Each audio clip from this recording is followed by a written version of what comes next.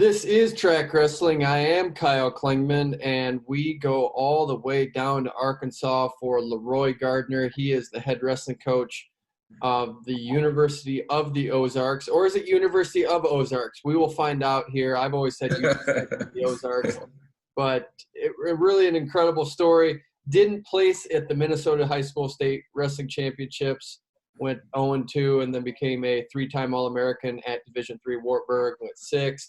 Third and first. He was part of the 2003 team that set the all-time point record for Division III, 166.5 points. And now they have a men's and women's program, so a lot to digest there. But I just want to say, I think I'm one of the very few that actually call you by your right name, LeRoy. Am I not?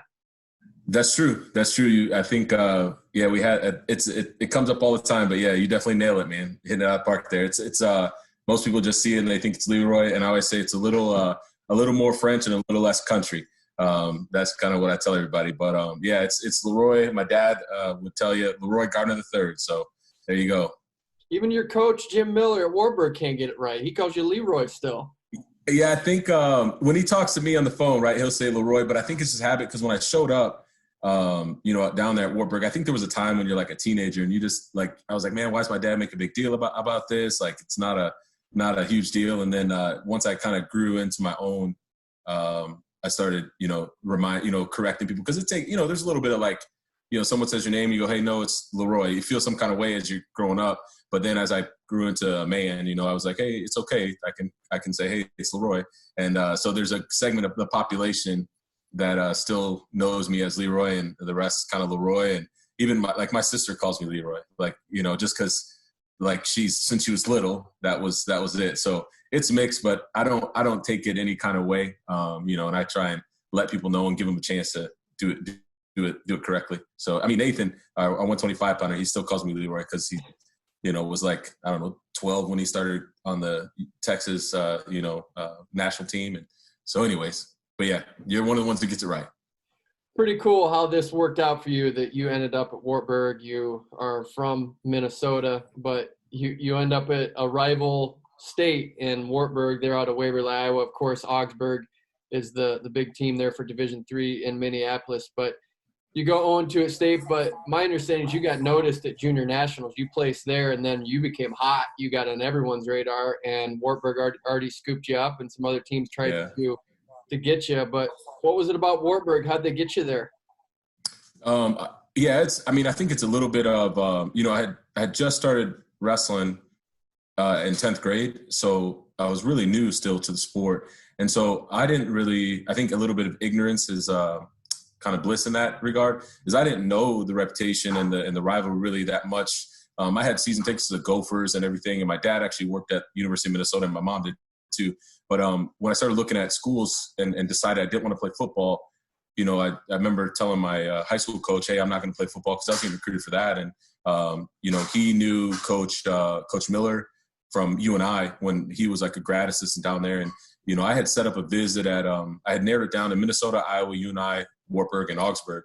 And he told me, so a little bit of ignorance. I didn't know that I'm stepping over boundaries and kind of like going my own way, going south of the border there. But he kind of told me, hey, go where you're going to get developed and they're going to put time into you. And I knew from being around the Minnesota Storm and the Minnesota program, like, not that Jay loves all his guys, but I would have been like, 28 on that roster for a while until I got better. And I needed some coaching and some time to develop. And so when I went down to visit Coach Miller, he said, hey, I don't really care what you did or didn't do in high school. I want you to get better and bigger, stronger, faster as a freshman. And then your sophomore year, compete for a national title. And I mean, I was all in that was all I needed to hear. It was like someone didn't care that I didn't win it or didn't meet my goals in high school. And then, out at Fargo, it was like kind of everything sort of lined up. Like Joel Sherritt was our state freestyle coach,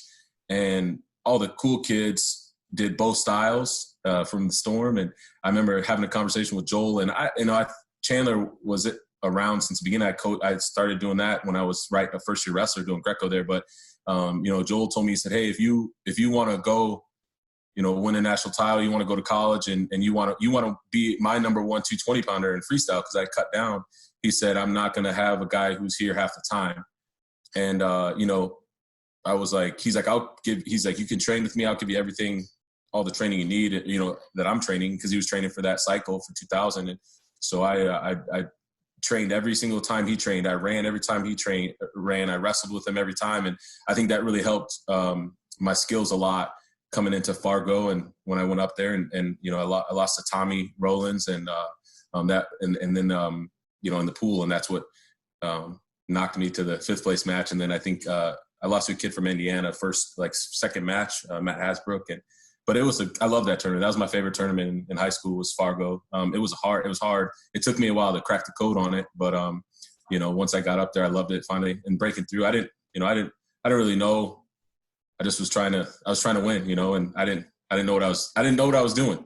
I didn't know that was such a big deal. I knew it was a big deal for me. But, got on some radar and got called. I think I joked that Michigan State called me, and Coach Minko, he was like, hey, have you ever thought about being 197?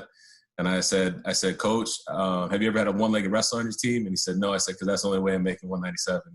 I said, I appreciate the call, and I'm grateful, but I'm going to Wartburg, and I visited Augsburg, and like Coach Swenson, I respect those guys. I knew a lot of guys on the team, and but I think he had offered for me to play football because he was D-line coach, I think, and he said, hey, you can play football too. But I think for me that was like a 4-letter word. I was like, no, man, I'm in it to win a national championship in wrestling. I don't want to play football anymore. And that kind of decided for me. I was like, I'm not here to do anything else. So I would decide I'm gonna go down and put orange and black on my back.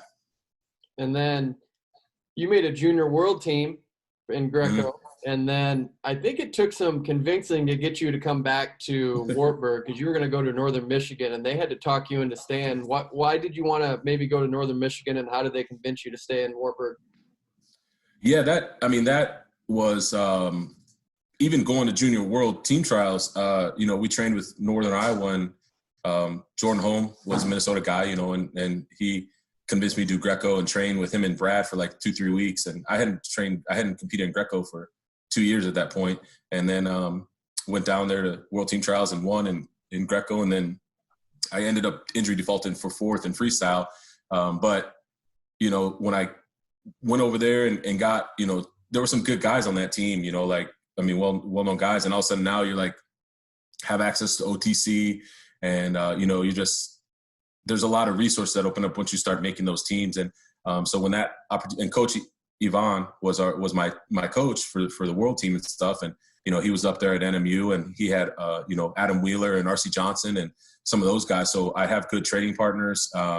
And so when I started looking at it, I had gotten 3rd at NCAAs, and I knew that I was going to keep getting better, and I had a good shot at winning a title that my senior year. But at that point, all of a sudden I started, having that dream kind of become a little bit of reality of chasing an Olympic medal. Cause I thought I'd go to the Olympics, and that was my goal, was like try to make an Olympic team. It was like 2004 and 2008 were kind of the windows. And, so that was really weighing heavily on my mind. And also it was like a full ride up there.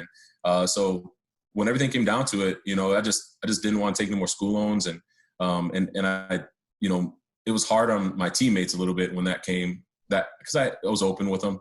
Hey, this is what I'm thinking about doing. And, Millboy actually, came to my house, and I joked he didn't have to recruit me too much as a freshman, a high school senior or whatever. But he was like, hey, he's like, this is, he's like, because I was married at the time, and, everything, it's like a lot is different than when you're 18. And so, but at the end of the day, I knew I wouldn't have had those opportunities without the time and the doorways that Millboy and Malachek opened up for me.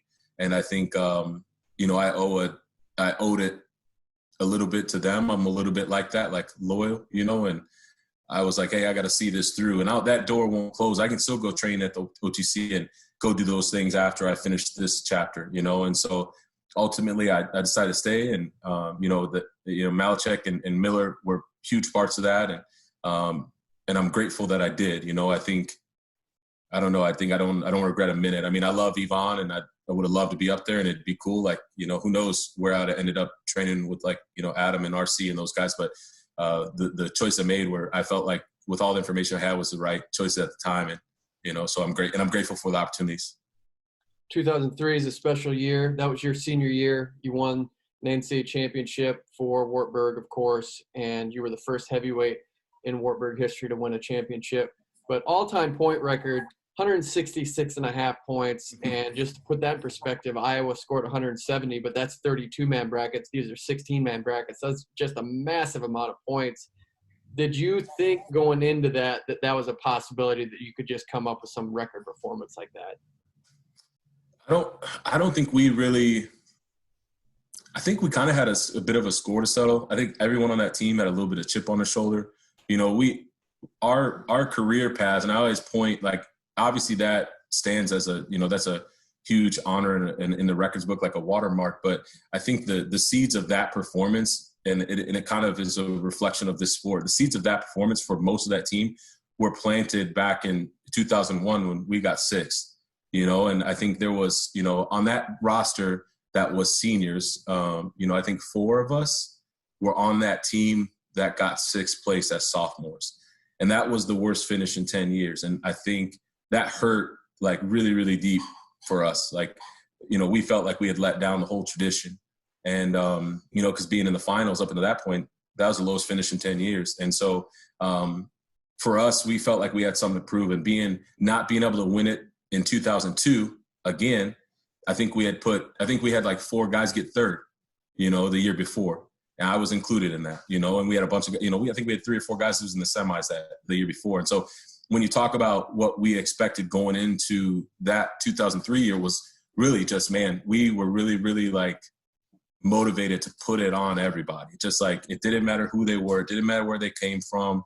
Like, we wanted to just smash everyone. And I think that was up and down the lineup. And we also had the benefit of having, at least 4 of those guys. And we had, Ozzie Saxon, who transferred in, who's JUCO national champ. And then, Bart Maylor, All-American JUCO. And he's one of the meanest sons of guns I've seen, and so you add in those guys, including like, Eleno Jumesi, and, like, all of a sudden, like, there's guys who are around that environment. And like, we just went in there we wanted to just beat everyone. And I think, and every guy do their job. I think that's the thing is I wasn't worried about, Bratlin, if he's going to do his part. I didn't worry if Eleno's going to do his part at 97. I knew they were. And therefore I had to do my job. And so I think that's really what it was about, is we just all took it upon ourselves to do our part and take it one match at a time. And, I think the funny part about that is at one point we end up that first 2 rounds, I think we only lost 1 match. And so there's a point in that tournament where I didn't know that. The announcer says once the semis have been figured out, so that's after the quarterfinals, and they had that 1 round of consolations because Sturm had to win. And so after that point, the announcer comes on. He says Wartburg has left the building, and I was laughing. I'm like, why is he highlighting us? Why is he talking about us? And one of the guys, or Millboy or somebody, was like, hey, he's like, guys, you realize we only lost 1 match the whole tournament so far, and we didn't think about it, And so I think that's when we sort of knew, like, there's something happening, like it's something special, but we still had work to do. We weren't getting caught up in it. Like, I don't ever remember thinking we're going to win it. Like, I didn't care. Like, not that I didn't care we weren't going to win, but that was my focus. My focus was I still had to win my semis, and I still had to make the finals, and, it's like, and win in the finals to meet my goals. So, it just kind of like happened, just every guy putting their head down and wrestling their face off. And then all of a sudden we put our heads up and the tournament's already over, before the finals. And that was it's a once in a lifetime experience. I think I look back, and obviously you don't plan that. There's no way you can know that's going to come to be. And I think there's a little bit of it's a lot of things, but like, there's some struggle, there's a lot of work, there's a lot of commitment and dedication. And then also I think it's a little bit of luck in there. You capture all those things. Some guy didn't get injured, like all those things that comes together. So, but yeah, it was a wild day, or wild 2 days.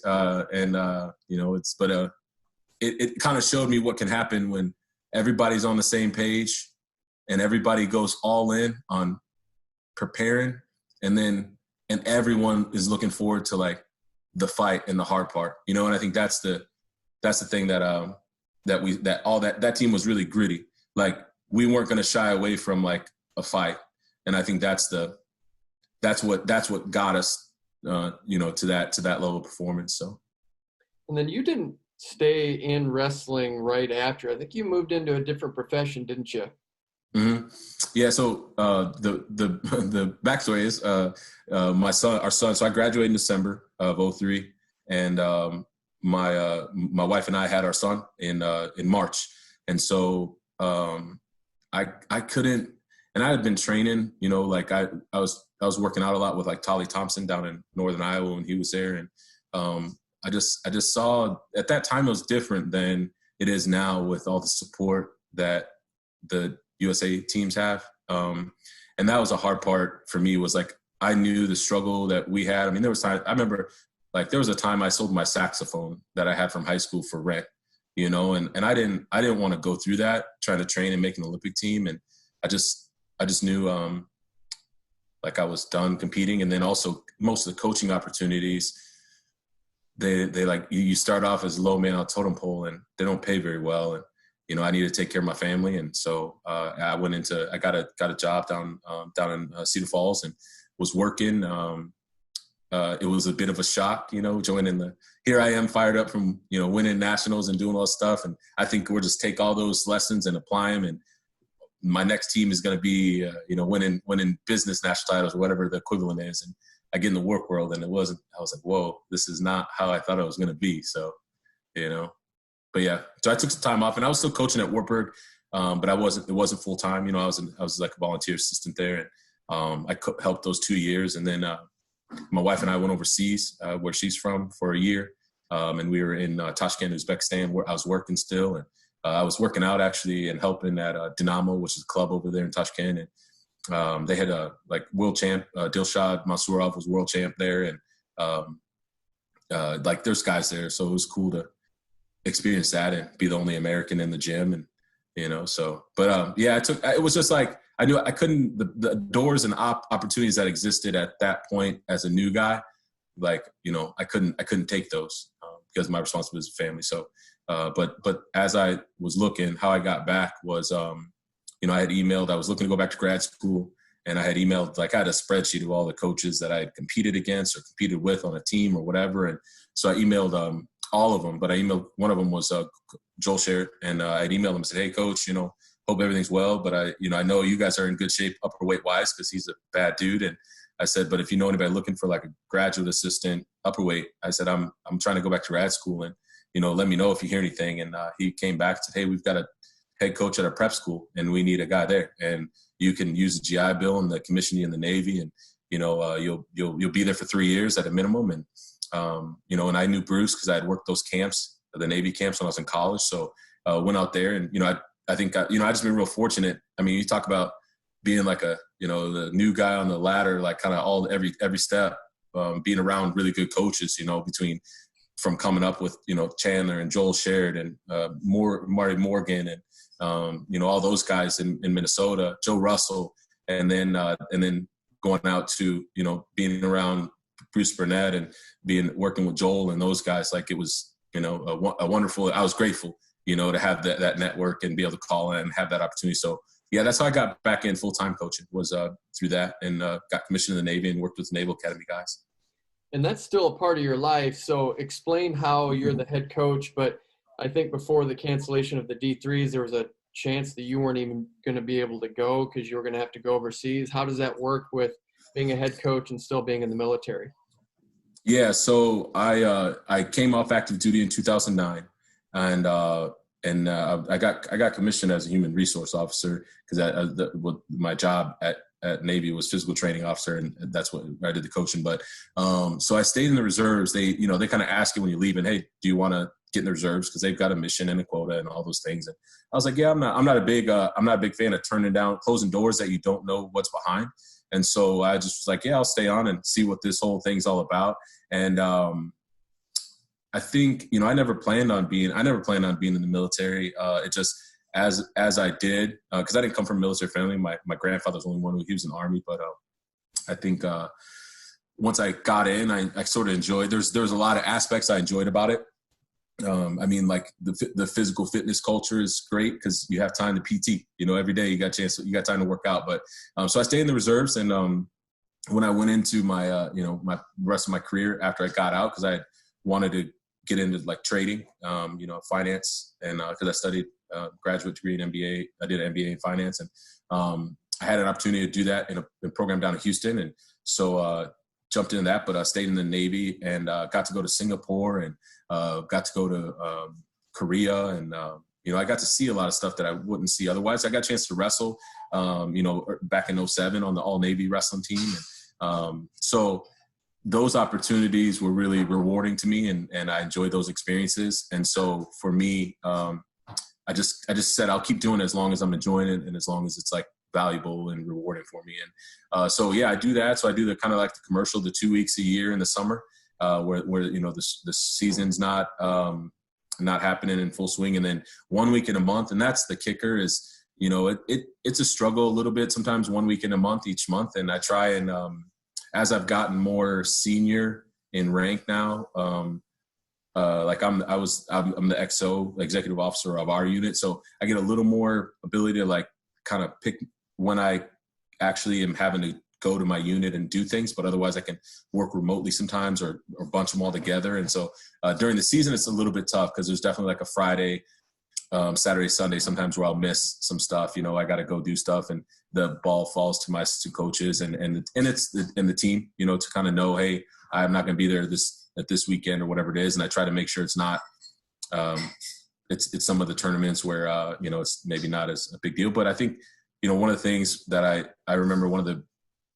most, valuable stories I heard was, I think Chris Bono was telling a story about how Bobby Douglas, when he did that wrestle off in Fargo, and Bobby flew out before the match even had to happen. That's his flight. He's like, hey, I trained you to perform when I'm not there. And I think to me, that's kind of like the testament of, do I have these guys ready to go if they can do it and I'm not in the corner, because one day, just reality wise, one day when they have a big match, proverbially in their career, their life, or whatever it is, I'm not going to be there in the corner telling them coaching cues or something. And so I think for me, that's kind of like, I try and get them used to running their show, even if I'm not in that corner. So it's 2 weeks a year. I do that. That's my obligation. But the Navy had tagged me to go to Djibouti.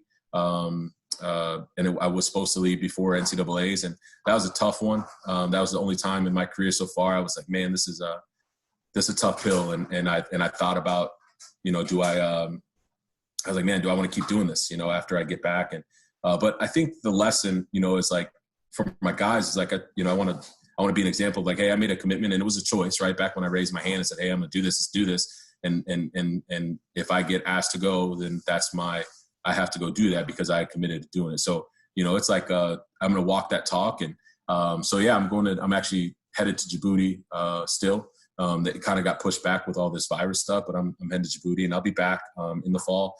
So it works out okay. I think,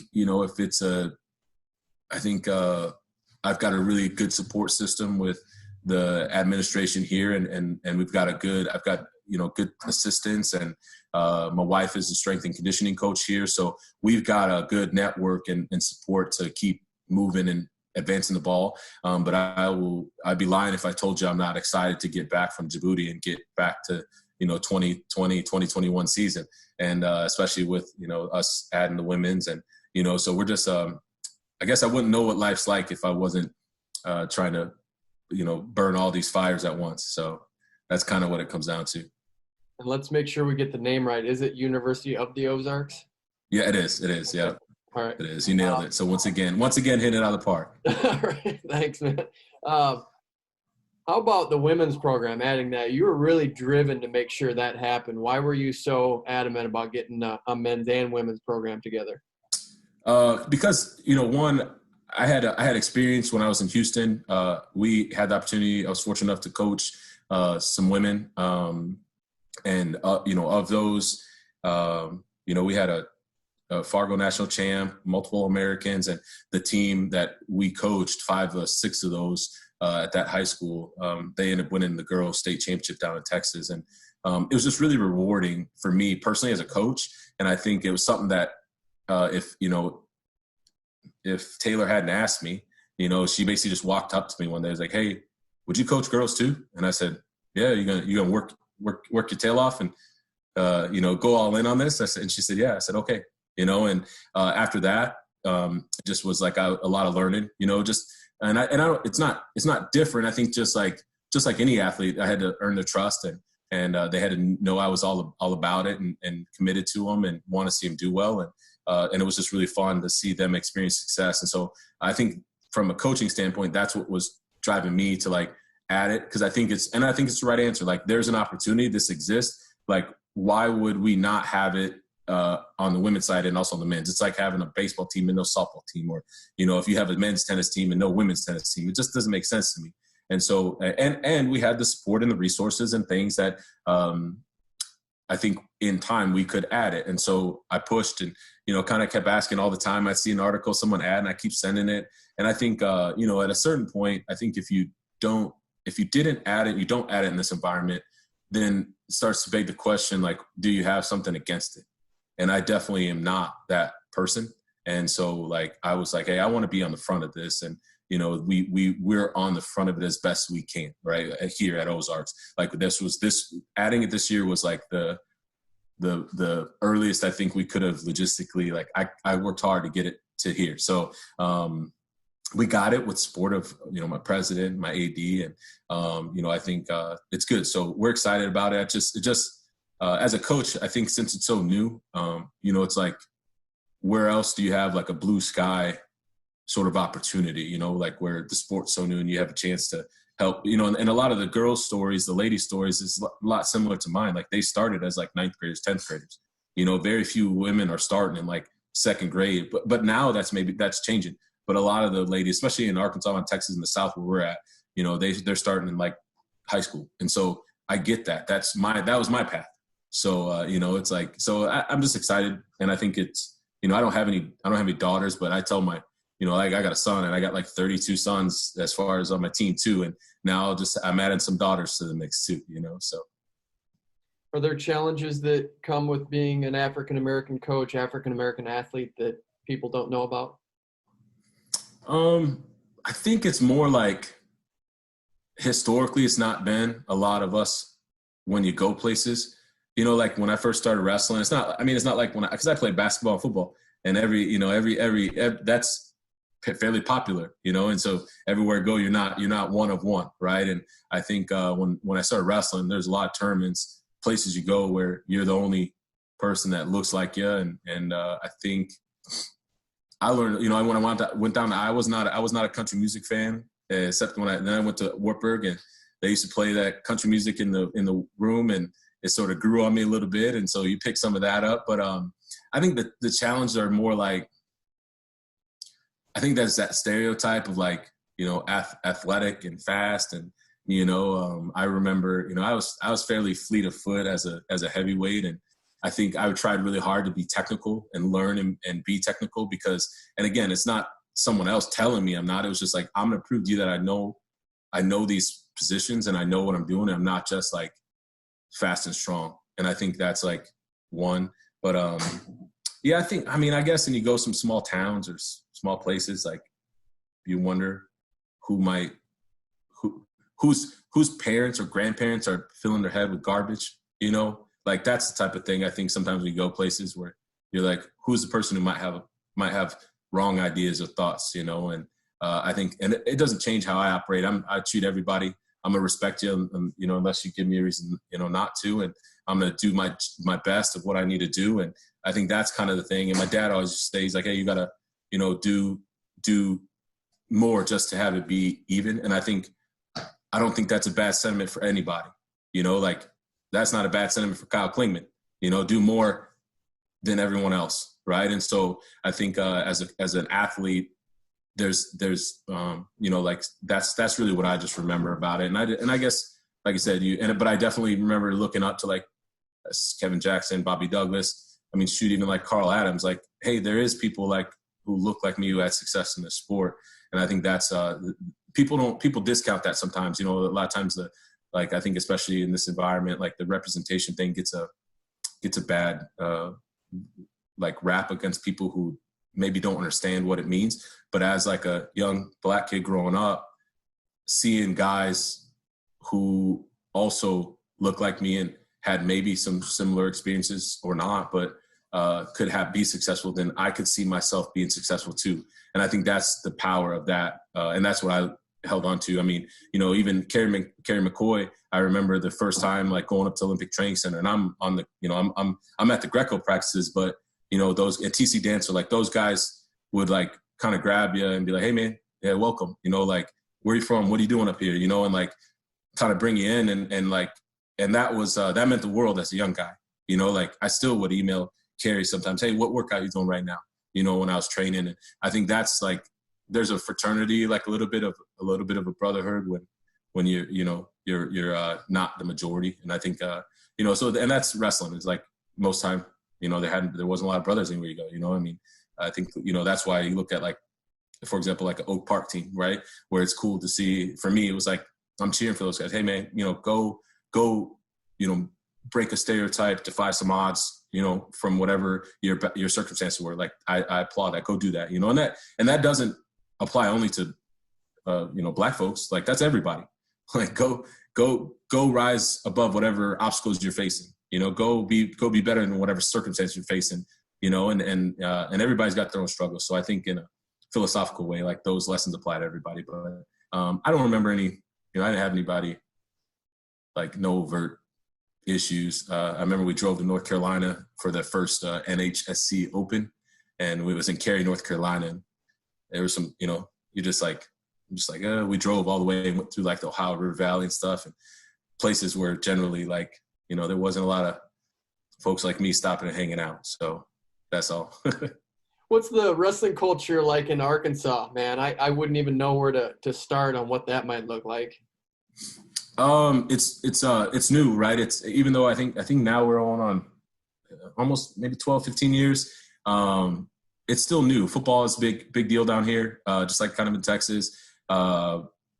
I think they're real appreciative of opportunities. Like when people come down, they're glad to get, learn more wrestling. I think the challenge in the South, in general, like I've been a couple places in the South, and then, for example, also in New England is, I think, which is but different than New England. But in the South is, if you're really good, if you have some ability, sometimes you can achieve results without having to go through, without giving 100%. And so what that means is if you learn, 2 moves 80% well in the South, you could probably have some success without committing and giving 100% effort in preparation. And so I think sometimes it does, even for the good guys, is, they struggle a little bit when the hardship comes, and they struggle when the struggle comes, which it does as you jump levels. And I think that's the challenge is your equation in your head looks like I can give 80% and get 100% results. And therefore, when I go to the next step and I'm giving 80% and not getting 100% results, there's a problem with wrestling, right? Like wrestling this isn't fun anymore. And I think on the flip side of that, having experienced that as growing up, where I took way more, tail, beatings than I gave out for a long time, like years of getting my butt whooped before I started delivering some, that was normal, right? Like for me, it was almost opposite. I had to learn, like, no, you're the man. Like you can go and win this thing and do this thing because you've earned that. You've worked, you've prepared. So it's almost the opposite phenomenon more where you spend so long being like the underdog and not quite good enough. I got so tired of hearing people say, you need just more experience, right? I remember thinking, man, like F experience. Like I just want to go be good, and perform well. And I think that's the challenges in the South a little bit is guys can have success and win state titles and do well and not be all in yet. And I think that's a lot of places you go. If you go to like Pennsylvania or New Jersey or, Iowa or Minnesota, most of the guys, or California, most of the guys to win and achieve really, really exceptional results, you got to be all in. I mean, there's some exceptions probably, of guys who can perform really highly without being all in, but it's rare. And so I think that's the challenge for these guys. It's like, hey, what do you do when struggle comes? Because you haven't struggled as much yet, you know. And I think that's the challenge here in the South. Are you all in for head coaching for a while, LeRoy? Yeah, man. I mean, I love it. I think there's nothing like it. You know, I think there's, you know, it's good. I love when other people make it, man. You know, that's really fun. It's really rewarding. And I think I owe it to a lot of people that, you know, helped me experience that. So I just try to keep paying that forward, man, and like helping other people make it. So that's really what, you know, makes it fun. I think, you know, it's the most exciting part is when they start getting it. And it's not even like, I don't even mean like getting their hand raised and winning. It's just like when it clicks and they understand that, you know, preparation and work and commitment equals like probability being on my side, and I can go do a goal. You know, I can go achieve a goal. You know, like we got guys that are, you know, one of my guys, he's going to med school. He passes MCATs, and, you know, I'm as fired up for him getting to make it through med school and that opportunity as I would be him, you know, winning a national title. And, you know, guys getting married. I got invited to 2 weddings this summer, and, you know, that's the type of stuff where you like realize it's bigger than wrestling, you know. And so I'm really excited for those guys. And so anyways, yeah, it's like I love it, man. I think it's the Navy thing adds a wrinkle that most coaches don't face, but I wouldn't trade it. You know, wouldn't trade it.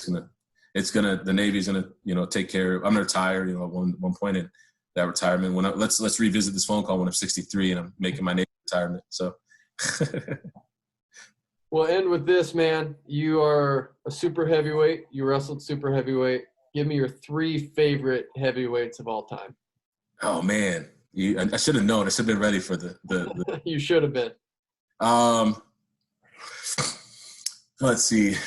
I think one who is well known in our conversations. I think Steve Neal for me was one of the most like exciting and innovative guys to see like do it. Just how he moved. Like I remember trying to emulate his activity. You know, like let me be that active and going after guys. I think,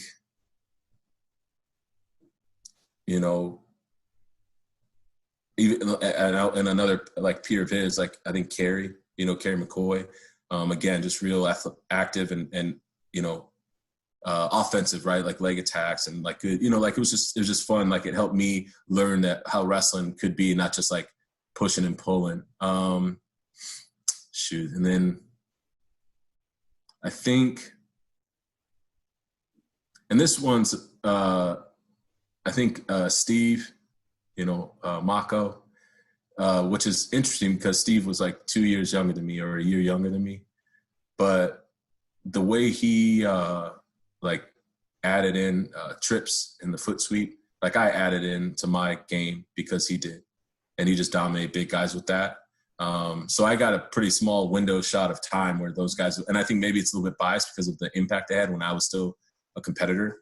But, you know, there's been some really, I mean, obviously I think those for me were like the most kind of impact. Like actually I added something to my wrestling because of what I saw them doing. But I think, you know, like as a heavyweight, I'd be remiss if I didn't talk about, you know, Bruce, like just dominating everybody. But I guess for a long time I topped out about 265 and Bruce was just a bigger man than me, you know, like he was just really big. And so I kind of put him in a different category because that's, you know, he was phenomenal, but just different, you know. And then seeing Rulon win was incredible as a Greco guy, you know. And then I guess I'll add Karelin in there as a Greco guy because like just watching the clips of him pick those guys up because I couldn't lift for anything. I couldn't lift to save my life. But just watching him do that and the way that he dominated guys and people just quit and, you know, like it was like, how can I do that too? Even though I don't have a lift, how can I do that? You know? And so I think those would be my 3. And I think I don't know who I'm kicking out of my 3, but somebody's getting kicked out for Karelin.